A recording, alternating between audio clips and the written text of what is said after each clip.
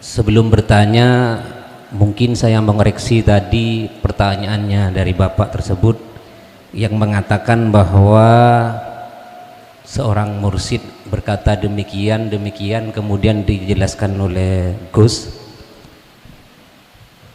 Kami mohon maaf berpendapat la ta'ata, kami sebagai pecinta syariat dan juga pelaku syariat di dalam hal ini kami sangat hati-hati, karena yang kami pegang la ta'ata li mahlukin fi maksiatil khaliq, dari siapapun yang datang, entah itu dari guru sekalipun, kalaupun bertentangan, andaikan berkata demikian orang pelaku syariat adalah begini dan begitu, maaf kami tidak ulangi kembali, maka kami tidak setuju dan saya anggap itu kurang tepat. Langsung kepada permasalahan Gus, mohon maaf, panjenengan tadi menjelaskan tentang syariat. Kalau masalah syariat itu tentang ketuhanan atau ketahiran Allah, itu kami sangat tercerahkan, artinya tambah mantap, tambah yakin, karena kami yakini itu semua sesuai dengan redaksi atau sumber yang kami ketahui. Karena di dalam kitab, mohon maaf atas waktunya karena ketidaktahuan saya, apabila terlalu pendek mungkin tidak sampai maksud dan tujuannya.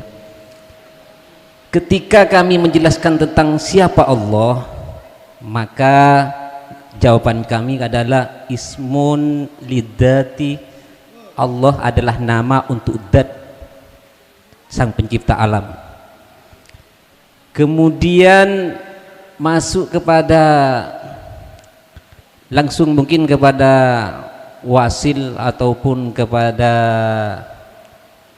apa tadi, murad yang Gus sampaikan.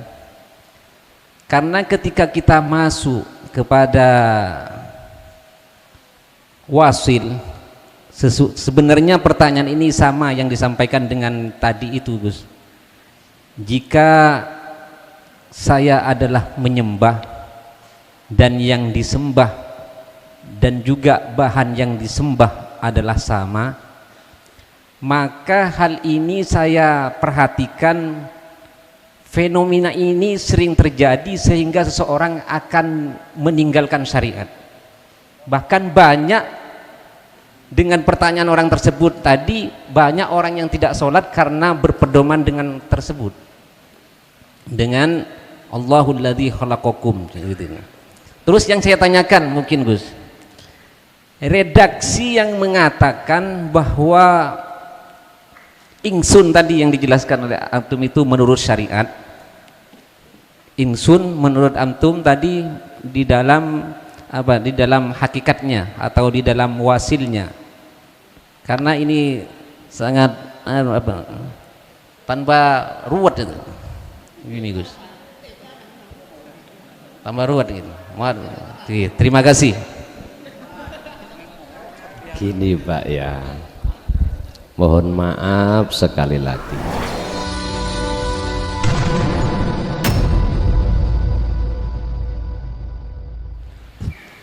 Assalamualaikum warahmatullahi wabarakatuh. Kepada Gus Mukhlason yang kami hormati, kepada para hadirin yang kami hormati,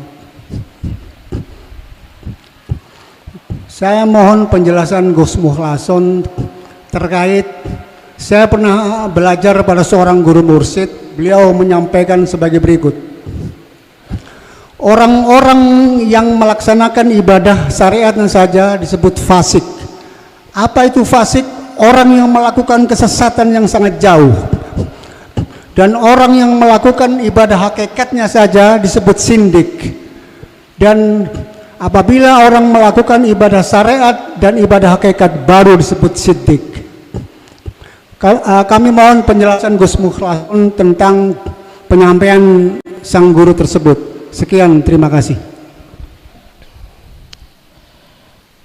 Antara al-ubad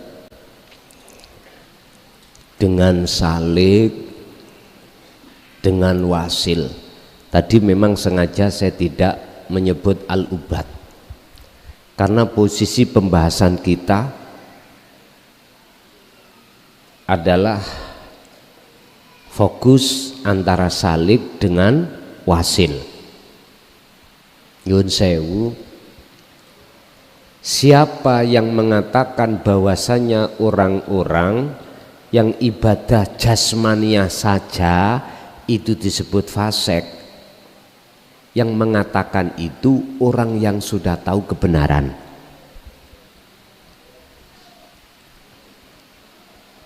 Tapi bagi kita yang masih disebut abid, abid itu ahli ibadah cuman hanya secara jawareh, fisik saja. Gak mungkin Pak ya, gak merasa kalau kita itu wong nyatanya kita setiap saat ya waktu al-imtithalul awamir, kita menjalankan apa yang Allah perintah secara fisik. Kita hanya dipahamkan dan disadarkan ibadah secara lahiriah saja. Gak mungkin kita mengatakan kita fasik karena nyatanya kita waktu perintah ya kita jalankan, larangan kita tinggal wastinabun nawahi. Tapi ini dikomentari oleh orang-orang yang sudah menemukan hakikat kebenaran, yaitu arif. Beda.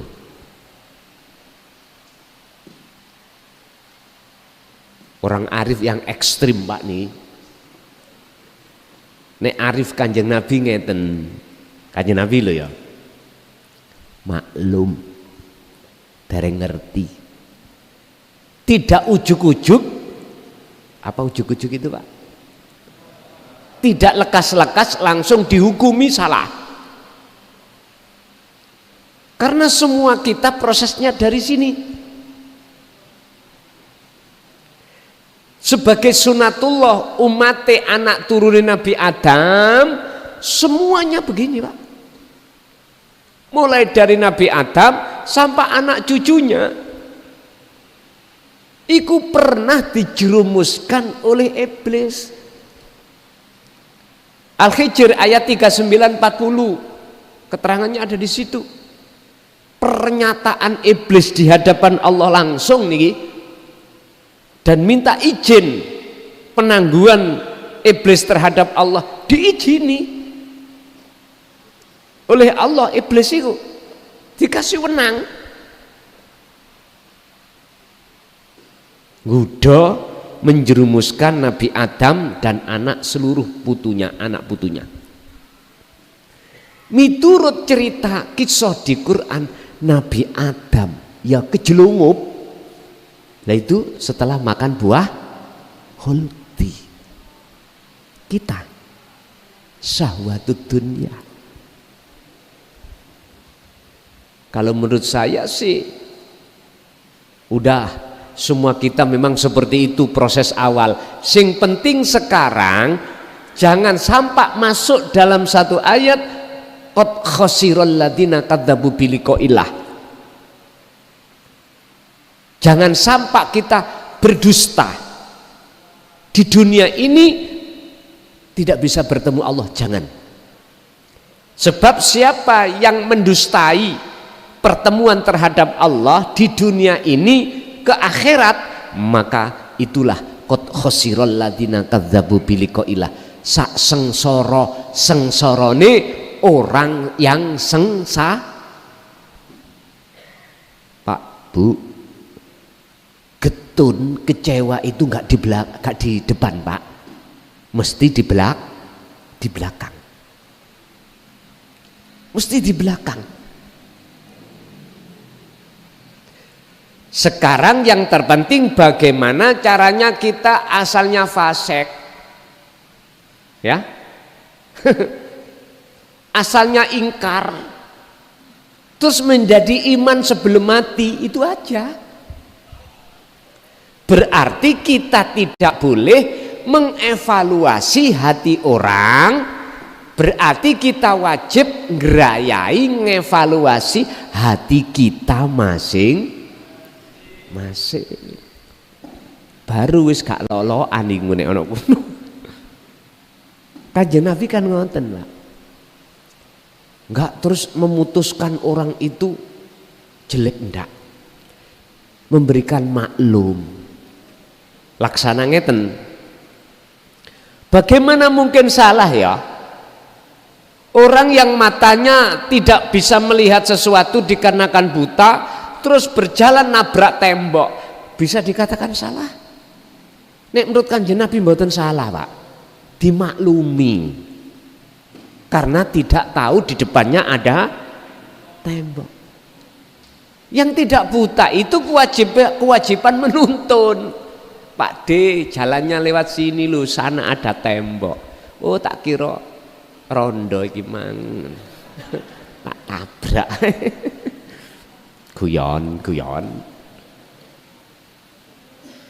Memang akibatnya orang yang buta niku gelap, Pak. Enggak ada cahaya.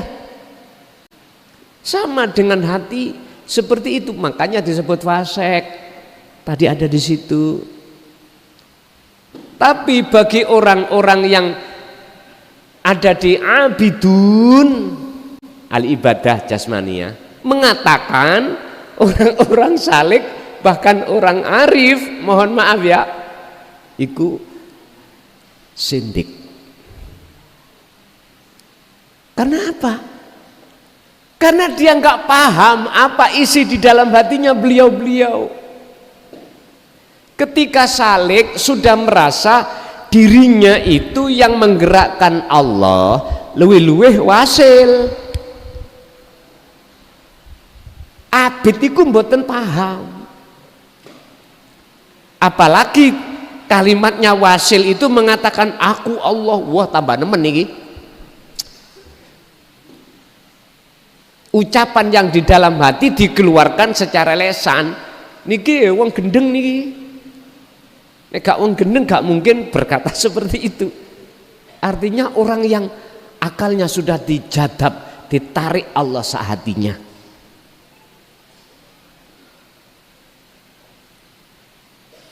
Pasti dihukumi kafir zindik.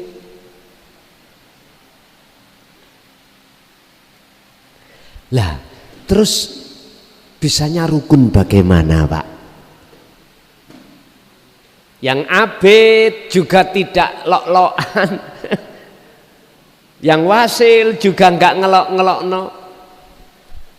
Bagaimana menjadi umatan wahidah? Jari Vetivera harus duduk di tengah-tengah saja.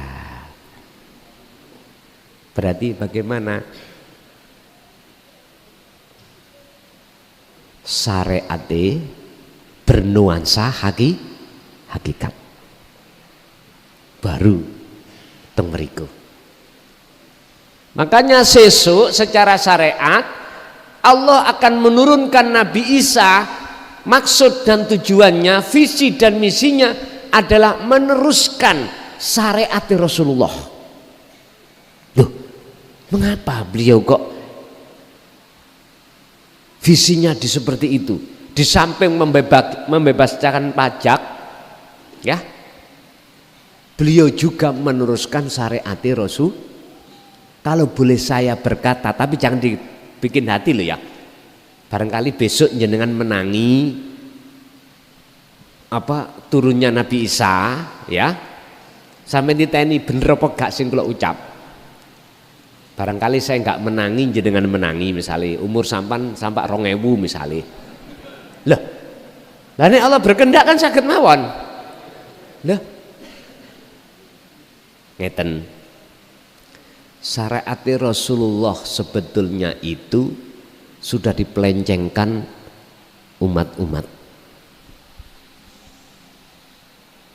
Ngamuk, jenengan nesu wae. Kama shallaita ala sayyidina Ibrahim millata Ibrahim hanifah.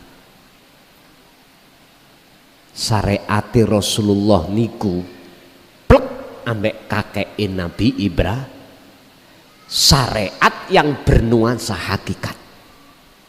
Ibaratnya sholat mesti khusyuk, mesti ketemu Allah. Ibaratnya ibadah ghairu mahdoh mesti ketemu Allah. Kerja misalnya, hati tidak terpancang dengan upah dan uang, enggak. Hati terpancang hanya bertemu. Lah sekarang gitu enggak? Lu kita bicara fakta, Pak. Tapi lah enggak kerasa toh? Enggak kerasa. Berarti sudah keluar syariat kita itu terhadap syariat Rasulullah.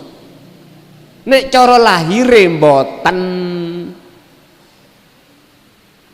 batin batos niki sing mboten sama. Sampai mengapa Allah menuangkan di dalam teladan, sing teladan itu khusus bicara limang kana yarjullaha, tidak limang kana makhluk.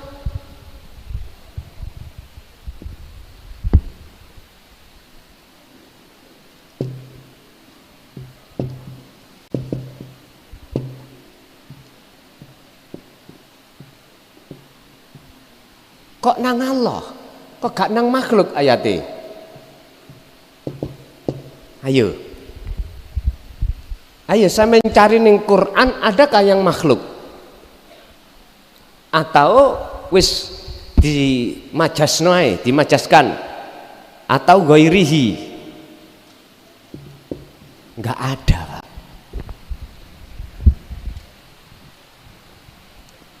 Mengapa harus ada di dalam hati itu satu keinginan untuk bertemu Allah? Dan ini sering dibahas, Pak. Tapi hanya sebatas kulitnya saja. Allah itu rahmat. Rahmat. Rahmat berarti derajat makrifat atau arif niku. Maksudnya ada di situ. Boten duweni keinginan untuk memperkaya diri. Hati loh, saya bukan ngomong jasmani. Ruhaniyah bukan jasmania. Kalau jasmania wajib. Wong ning dunya jenengan sebagai seorang suami yo kewajiban tanggung jawab anak istri lah gitu toh. Berarti wajib kerja. Tapi di dalam kerja itu ada Allah mboten? Lah disinilah Pak letaknya seseorang antara abid dengan wasil di sini. Biar dua-duanya tidak gelut, dua-duanya harus duduk di tengah-tengah. Berarti ketemu sudah. Pun mboten lok-lokan. Iya Kang bener sampeyan.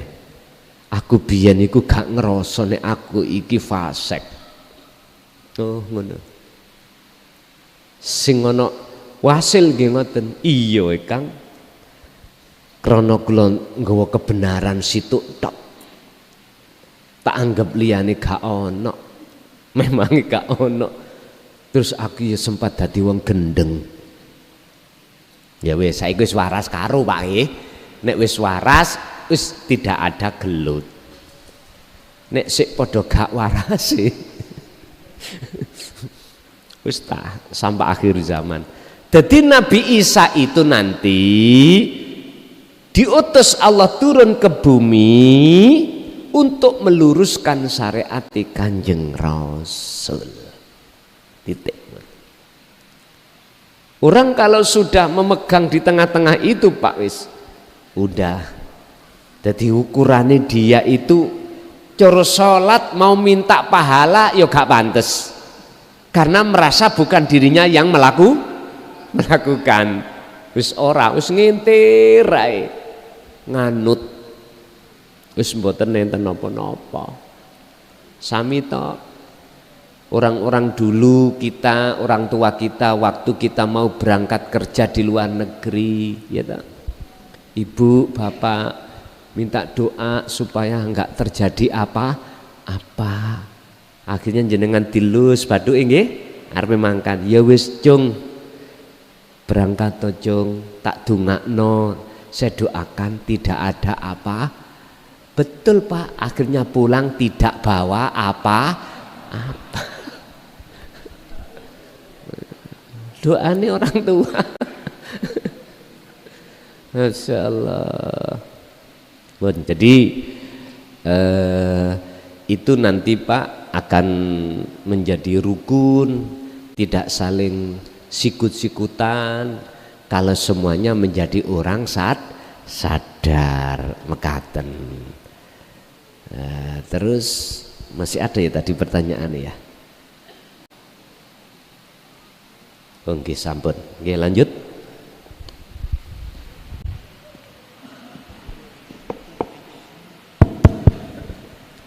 Assalamualaikum warahmatullahi wabarakatuh. Sebelum bertanya, mungkin saya mengoreksi tadi pertanyaannya dari Bapak tersebut yang mengatakan bahwa seorang mursyid berkata demikian kemudian dijelaskan oleh Gus.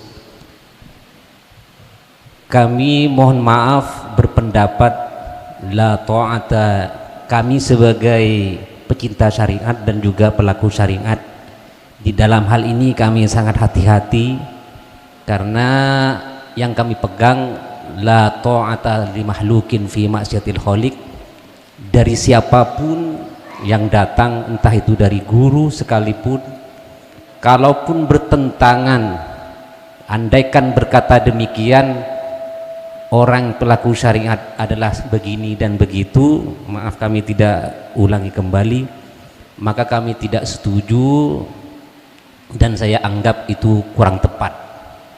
Oleh karena itu kita semua marilah kita tidak terlalu fanatik dengan ucapan oleh seseorang siapapun, guru manapun, tanpa kita mengetahui data ataupun sumber yang valid. Itu yang pertama. Memasuki kepada permasalahan Gus, mohon maaf mungkin teman-teman, karena begini, yang kami pelajari itu semua mata pelajaran, baik itu umum ataupun agama. Saat ini kami memasuki pelajaran adalah pelajaran yang sangat sulit, yaitu ilmu tauhid ini, bahkan lebih sulit daripada matematika. Kalau ilmu matematika kita menghafalkan rumus, insya Allah bisa cepat. Nah, langsung kepada permasalahan Gus, mohon maaf, panjenengan tadi menjelaskan tentang syariat. Kalau masalah syariat itu tentang ketuhanan atau ketahiran Allah, itu kami sangat tercerahkan, artinya tambah mantap, tambah yakin, karena kami yakini itu semua sesuai dengan redaksi atau sumber yang kami ketahui. Karena di dalam kitab, mohon maaf atas waktunya karena ketidaktahuan saya, apabila terlalu pendek mungkin tidak sampai maksud dan tujuannya. Ketika kami menjelaskan tentang siapa Allah, maka jawaban kami adalah ismun lidzati, Allah adalah nama untuk zat sang pencipta alam. Kemudian masuk kepada langsung mungkin kepada wasil ataupun kepada apa tadi murad yang Gus sampaikan. Karena ketika kita masuk kepada wasil, sebenarnya pertanyaan ini sama yang disampaikan dengan tadi itu Gus. Jika saya adalah menyembah dan yang disembah dan juga bahan yang disembah adalah sama, maka hal ini saya perhatikan, fenomena ini sering terjadi sehingga seseorang akan meninggalkan syariat. Bahkan banyak dengan pertanyaan orang tersebut tadi, banyak orang yang tidak sholat karena berpedoman dengan tersebut, dengan Allahul ladzi khalaqakum gitu. Terus yang saya tanyakan mungkin Gus, redaksi yang mengatakan bahwa ingsun tadi yang dijelaskan oleh antum itu menurut syariat, ingsun menurut antum tadi di dalam apa, di dalam hakikatnya atau di dalam wasilnya, karena ini sangat apa, tanpa ruwet itu ini Gus, tanpa ruwet gitu. Terima kasih.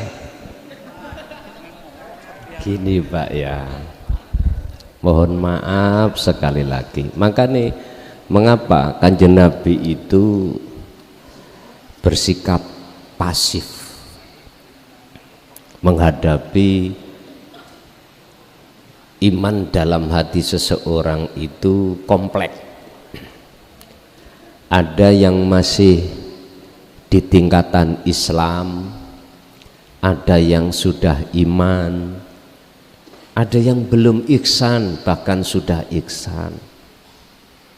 Rasulullah selalu arif menghadapi umatnya yang seperti itu. Artinya selalu beliau itu tidak menjustis selamanya itu salah, enggak,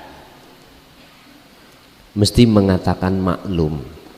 Makanya mengapa kita ketika ngaji tafsir Quran ya, entah Jalalain ataukah tafsir Ibnu Katsir ataukah tafsir Munir,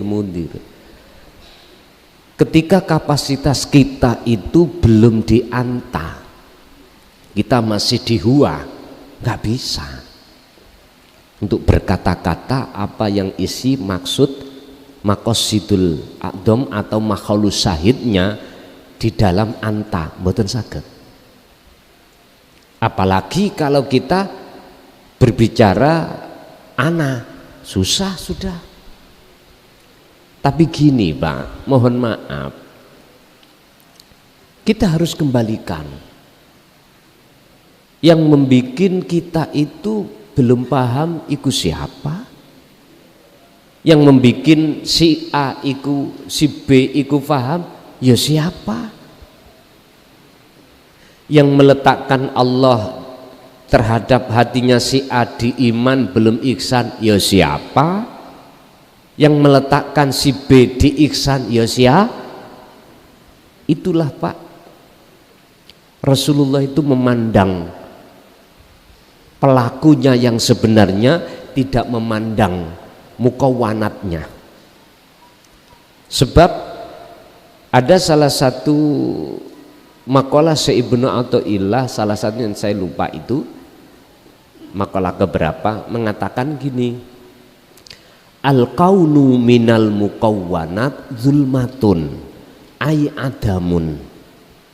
Wes iki ngawelu niki, makalah niki kalau kita minim belum mengerti makhlus syahidnya la ilaha illa anta, nggih sik di muterno Gusti Allah, sik bingung.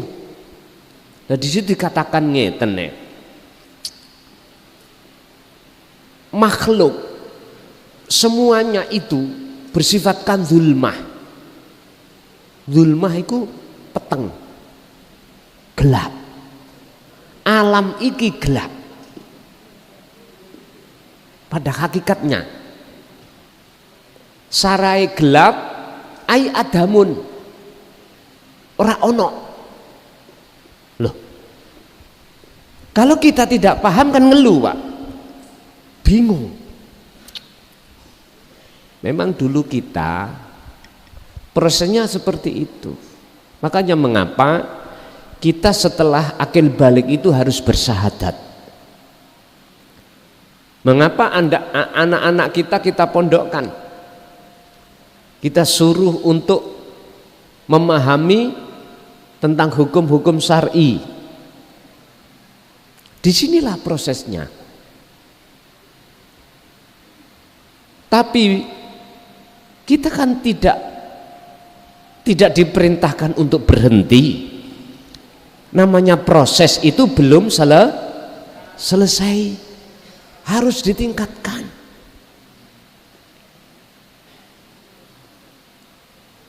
Kalau bahasa tauhid itu susah kita hayati, susah kita fahami, gini aja, yang membuat sulit siapa?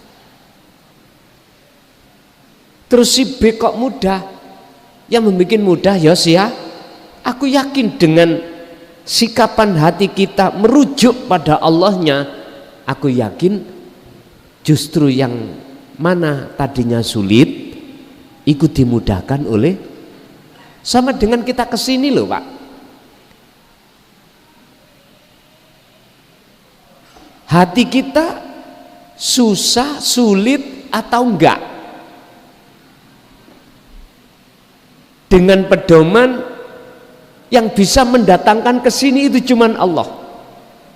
Hati kita untuk merujuk kepada Allahnya ini susah apa sulit? Ini rahasia kita masing-masing.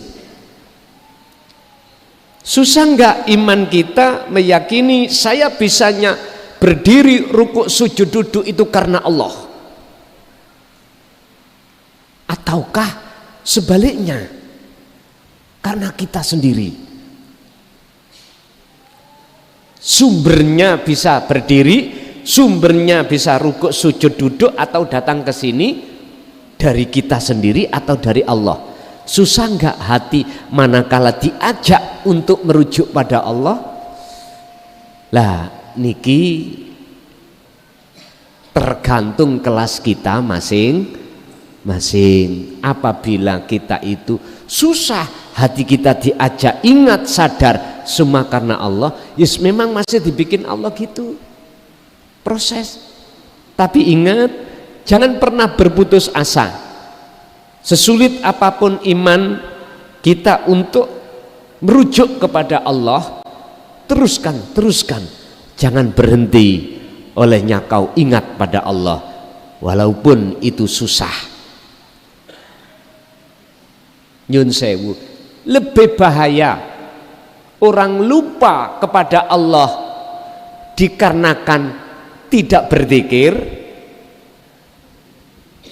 daripada orang berzikir tapi hatinya lupa kepada Allah. Saya ulang, lebih bahaya orang lupa terhadap Allah disebabkan tidak berzikir daripada orang yang berzikir lesannya tapi hatinya lupa pada. Loh, ini proses maksudnya itu. Berarti dari makalah ini menyarankan kepada kita, walaupun kita belum bisa ingat dengan benar, jangan pernah sampai melupakan dzikir. Makanya kemarin pas di mana itu ada yang bertanya, bagaimana caranya hati saya ada rasa rindu pada Allah? Bagaimana caranya hatiku ada rasa ingin ketemu Allah? Jawabannya, kalau panjenengan hati mau terus menerus berzikir sir, itu nanti Allah akan memberikan namanya sifat kerinduan.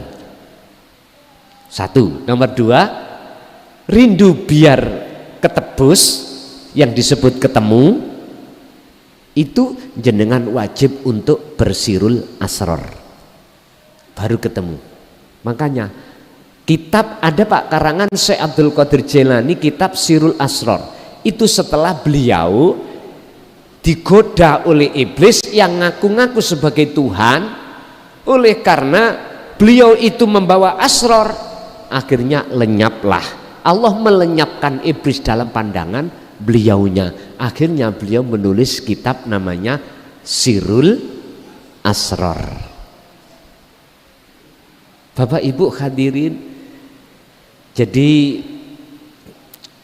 saya sendiri memang ya kadang-kadang ya mikir Pak, bagaimana saya ini menghadapi saudara saya yang masih Islam, ataukah sudah iman, belum ihsan, ataukah sudah ihsan.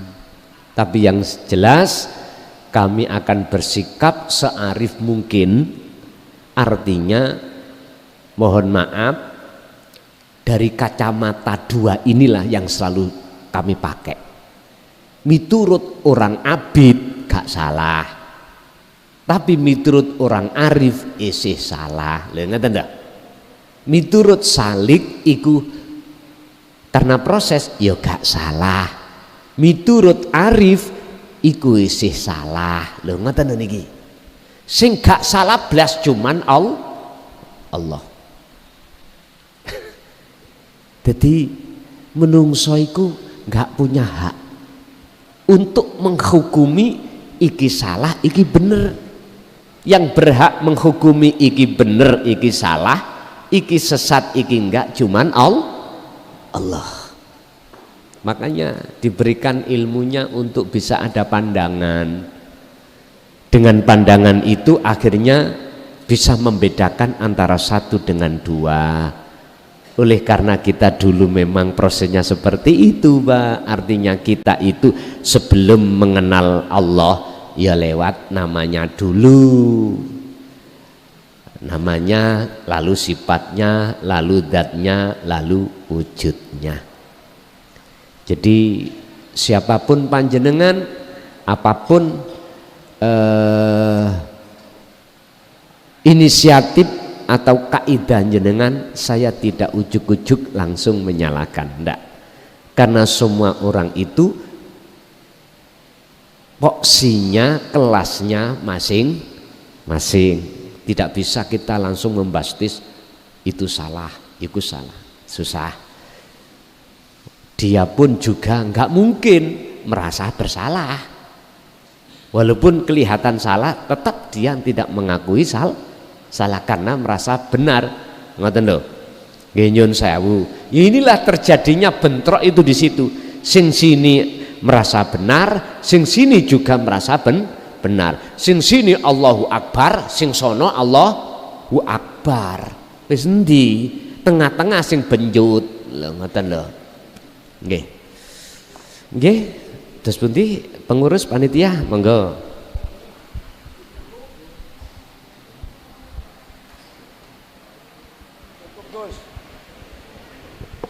Sudah Pak? Sudah cukup. Bapak Ibu hadirin jamaah rahimakumullah, apa yang sudah Allah berikan pada malam hari ini sesuai dengan porsi pengetahuan jenengan masing-masing. Oke lah, jenengan jangan berputus asa jikalau Allah masih menghendaki kita belum paham. Mohon maaf, jangan sampai berputus asa. Yang jelas mudah-mudahan ilmu yang sudah Allah berikan pada kesempatan malam hari ini semoga menjadi ilmu ingkang manfaah fid dini wa dunya wal akhirah, dan juga terhadap anak putu kita ila yaumiddin. Lahumul Fatihah. Bismillahirrahmanirrahim.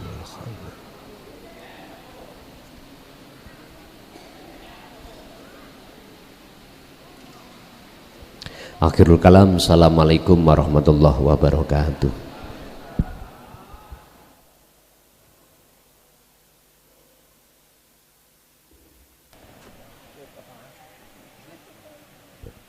Itu harga